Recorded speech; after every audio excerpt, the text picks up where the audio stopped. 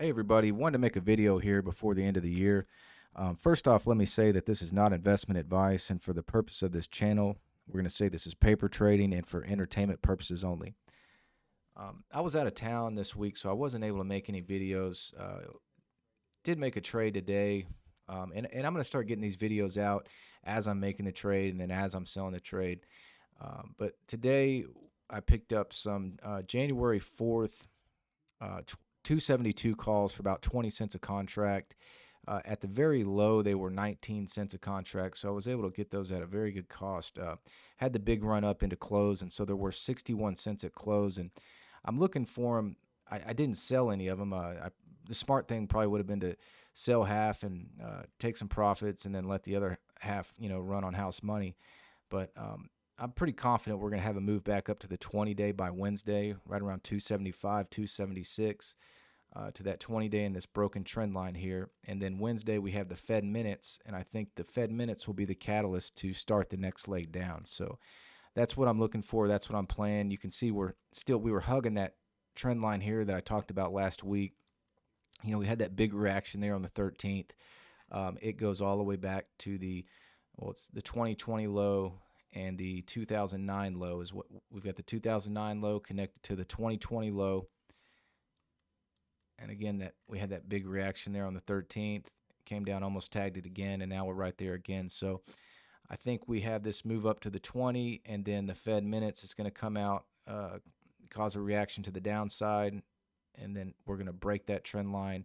I think the final destination for this move down is going to be right around this part of the trend line here. So this trend line coincided with that one there, so you had a really big reaction. You also had bullish divergence here on the 1 day. That was a great trading day. That was a Thursday. I remember buying calls there, and I think this was a Thursday. I bought them for Friday expiration. They made like a 35 to 1 or something. It was crazy. But got this trend line moving down. I think that's where the final move's going to be, right around 236, 237. And if we go over here, that is the pre-COVID highs. So, that would make a lot of sense. And I know a lot of people are looking for that as well, and also looking for this move up to the 20-day. History doesn't repeat itself, but it sure does rhyme. And you can see that, we had a tag of this downtrend line. Everybody saw this downtrend line. And, we had a tag of it here. It come down below the 20-day, which is that blue line here. You back tested it and then had your move down. Well, from that top to that bottom candle, there was about 13%. From the top of this candle to the bottom of that candle, about 13%. We haven't made the second test of the 20-day. Now, this happens with a lot of stocks. You look at a stock, it's in an uptrend. Well, when it breaks that 20-day and gets rejected by the first time, you have a big move down. You have a big reaction to the downside. Well, there's usually a second tag of the 20-day, and that'll be your next big reaction down. So I'm looking for that move to that 20-day moving average there around 276 in this broken trend line. That would make those contracts, they're 272, so they'd be worth about $400 a contract by Wednesday. Paid 20 cents, that would be a 20 to 1 in 3 trading days. Even, if you bought them at close for 61 cents a contract, that would be, like a 8 to 1 or something like that, 7 to 1, somewhere along those lines. So, 700% in 3 trading days is pretty good.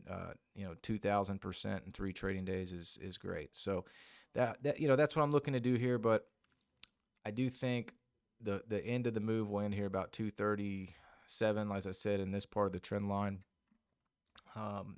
And from there, I don't know if we're gonna come back up, get rejected, and then have a crash move down, or go make a lower high and the Dow Jones makes a higher high, and then have a crash move. But I do think we're gonna have a crash move in 2023. I think the Fed is gonna break something in the credit markets, and that's usually the story. We can go back and look just from a technical standpoint too. Really is what I should show you is the monthly chart.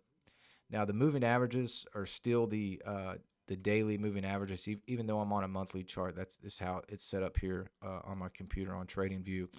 But you can see the RSI below the 50 RSI on the monthly, tagged it once, rejected, tagged it twice, rejected, and we're heading back down. Now, MACD is also about to go into the negative territory.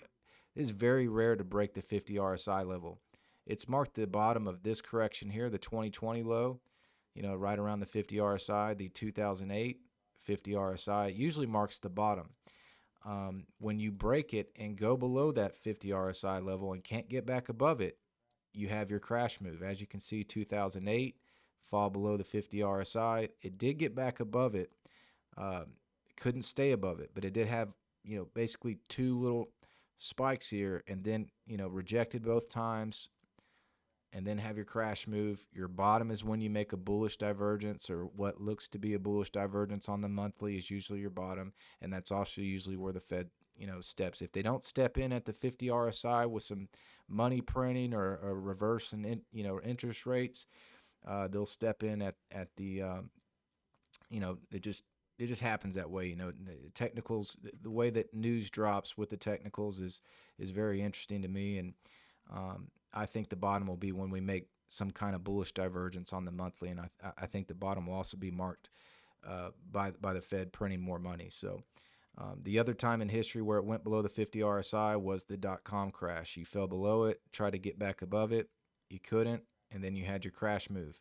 So I think sometime in 2023 we'll have the crash move. The only thing that doesn't line up with that thesis is that usually when the yield curve inverts, usually you go make one more high, higher high or lower high, and then have the crash move. So the yield curve inverts, you go make your final high, and then you have the crash. But I don't know. I just think technicals are going to override at this time, and things are a little different. We're most likely going to be in a recession next year, and we're tightening into a recession. I think people forget in 2008, or really in 2007, they started lowering rates back in let's see, March 06. Here's I